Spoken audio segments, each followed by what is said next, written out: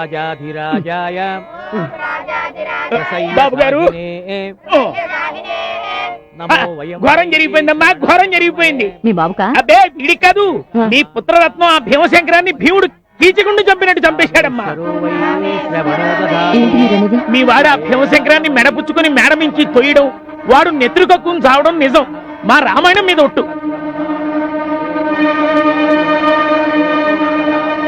సాక్ష్యాధారాలు తారుమారు చేసి మీ వాడు పోలీసుల నుంచి బయటపడడం పచ్చి నిజం. ఆ భగవద్గీత మీద ఒట్టు. ఏమిటయ్యా ఇందాక నుంచి చూస్తున్నాను, చాలా అధిక ప్రసంగం చేస్తున్నావు. అయ్యా మీ వాడికి వేదమే కాదు నరమేధం కూడా తెలుసు, నాకు ఇప్పుడే తెలిసింది. నా మీద ఒట్టు. అమ్మో అతను వచ్చేస్తున్నాడు. ఇంకా నా బతుకు శ్రాద్ధానికి ఎక్కువ తద్దినానికి తక్కువ అని ఇంకోసారి ప్రసాదం పేరెత్తితే చంపుతా. లోపలికి వచ్చే ముందు ఆ గోదాట్లో 3 సార్లు మునిగి మాకు తర్పణాలు కూడా విడిచి రాలేకపోయావు. ప్రతి మనిషికి 2 రకాల చావులుంటాయిరా. ఒకటి భగవంతుడిచ్చిన ఆయువు తీరేదాకా బతికి ఆ తర్వాత రాలిపోవడం, అది పరిపూర్ణమైన చావు.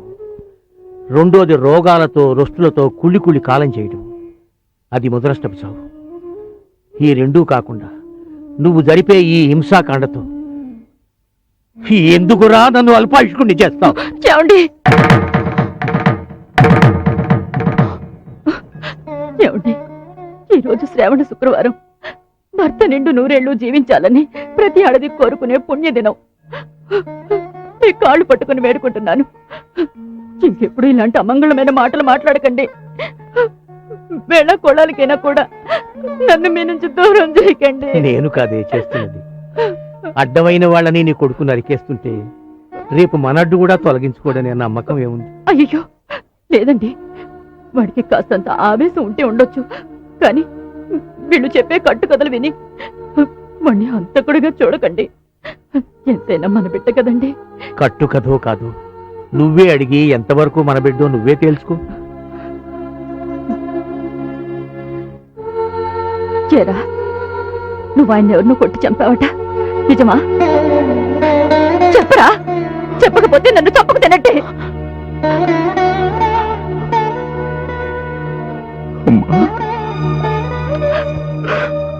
అరే, ముందు నా మెడలోకి వచ్చింది మాంగళ్యం, ఆ తర్వాత నా ఒడిలోకి వచ్చింది నువ్వు.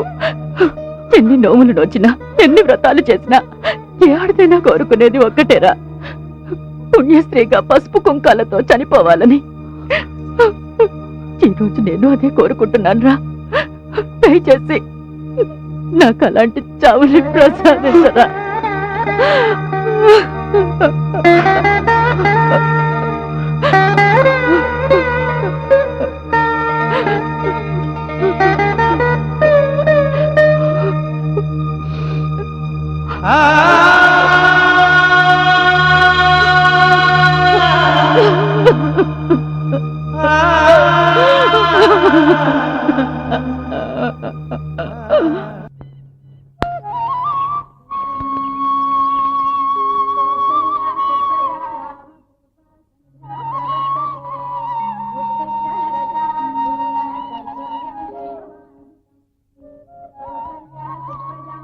వివేక్, వివేక్,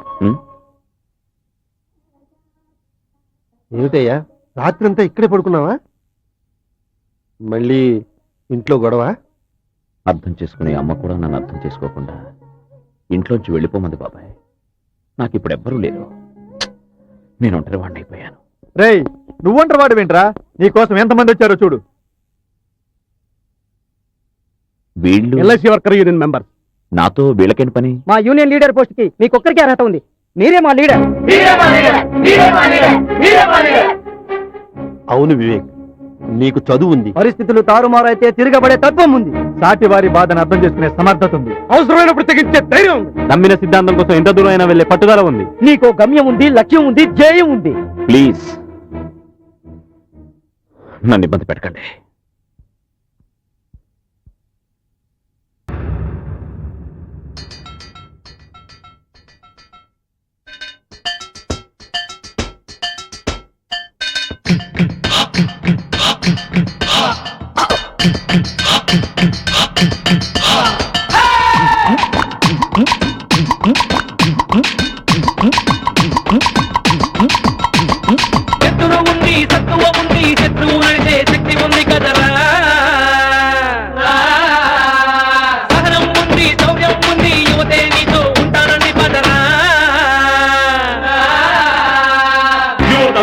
అంటూ ఉద్యమిస్తే ఉద్యమానికి ఊపిరవుతా.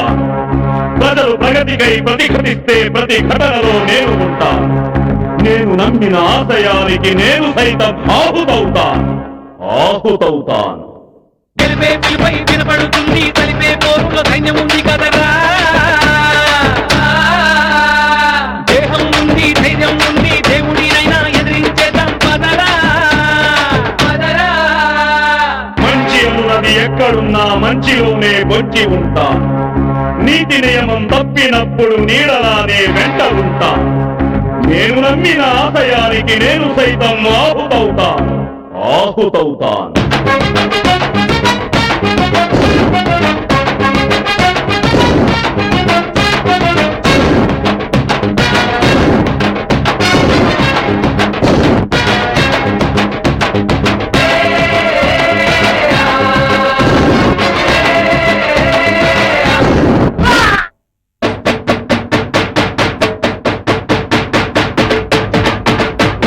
అన్యాయం అడుగుల కింద న్యాయం నలిగిపోతుంది చూడన్నా. పట్టినోళ్ల చేతుల్లో మా భవిష్యత్తే బలి అయిపోతూ ఉందన్నా. అన్యాయం అంతం చేసే అడుగే నీ దవ్వాలన్నా. పట్టినోళ్ల చేతుల్లోంచి భవిష్యత్తును బతికించన్నా.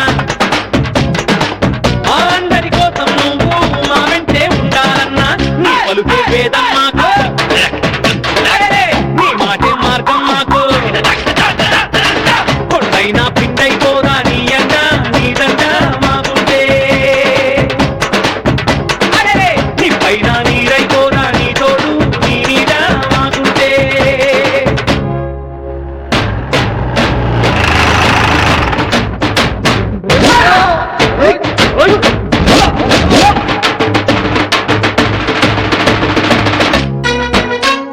దయ్యాలే దయ్యా, దయ్యాలే దయ్యా, దయ్యాలే దయ్యా, దయ్యాలే దయ్యా, సై సై సై సయ్యా, సై సై సై సయ్యా.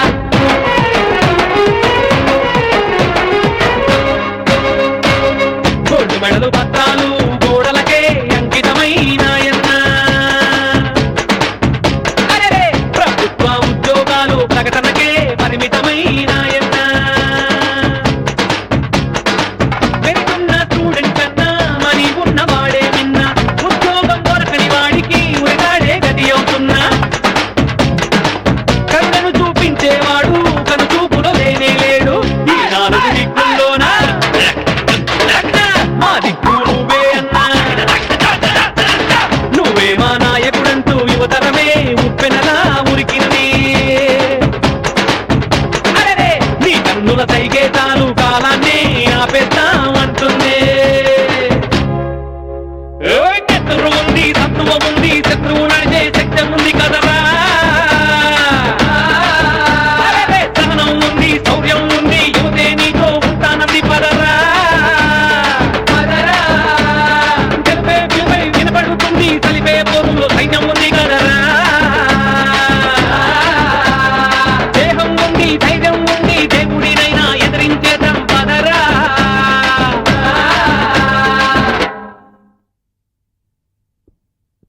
ఏంటి జమీందార్ గారు పొద్దునే రిజిస్టర్ ఆఫీస్కి వచ్చారు? నువ్వు అడిగిన స్థలాన్ని వేద పాఠశాల పేరుతో రిజిస్ట్రేషన్ చేసి వస్తున్నాను. ఏమండి మీకేమైనా మతిపోయిందా? ఆ ఏరియాలో గజం భూమి 100 రూపాయలు కూడా చేయదు. 10,000 ఇస్తానన్నాను. అయినా వినకుండా ఆ పిచ్చి పంతులకి దేశానికి ఏ విధంగా పనికిరాని ఆ బోడి ఉండు పిల్లలు చదువుకునే వేద పాఠశాలకు రాసిస్తావా? అదంతా జరిగిపోయింది. ఇప్పుడు చేసేదేం లేదు. ఆగండి, అంతేం జరగలేదు జమీందార్ గారు. మీరు అలా సంతకం చేసిన కాగితాలు ఇలా వెనకాల నుంచి వచ్చేసాయి. మీరు ఇంకో సంతకం చేశారనుకోండి, అది కాస్త నా సొంతం అవుతుంది. ఎంత డబ్బు కావాలో చెప్పండి, ఇచ్చేస్తాను. నాకు డబ్బే కావాలనుకుంటే ఆ స్థలాన్ని వేద పాఠశాలకి ఉచితంగా ఇచ్చుండేవాణ్ణి కాదు. నేను చచ్చిన సంతకం పెట్టను.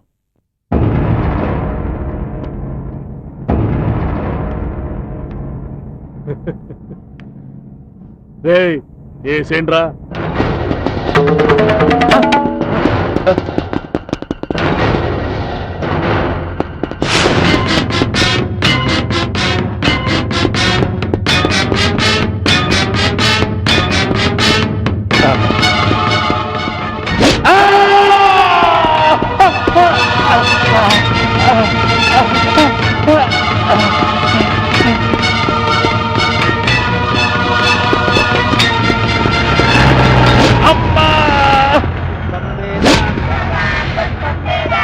భవాన్ ప్రజావాన్ పశుమాన్ భవతి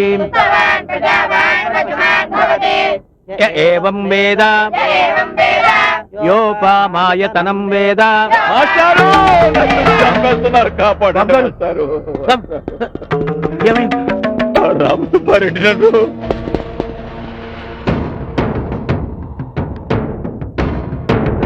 బాబు, మీకు దండం పెడతాను. ఆయన ఏం చేయకండి. తాగు పంతులో, నీ కొడుకుని ఇప్పిడేసినట్టే. తీసుకో పంతులో, అబ్బా తీసుకో పంతులో, తాగు పంతులో, తీసుకో పంతులో, ఇది మీ దేవతలు కూడా తాగిందే. పట్టు పట్టు, తీసుకో పంతులో, తీసుకో పంతులో, నీ కొడుకుని ఇప్పిడేసినట్టే.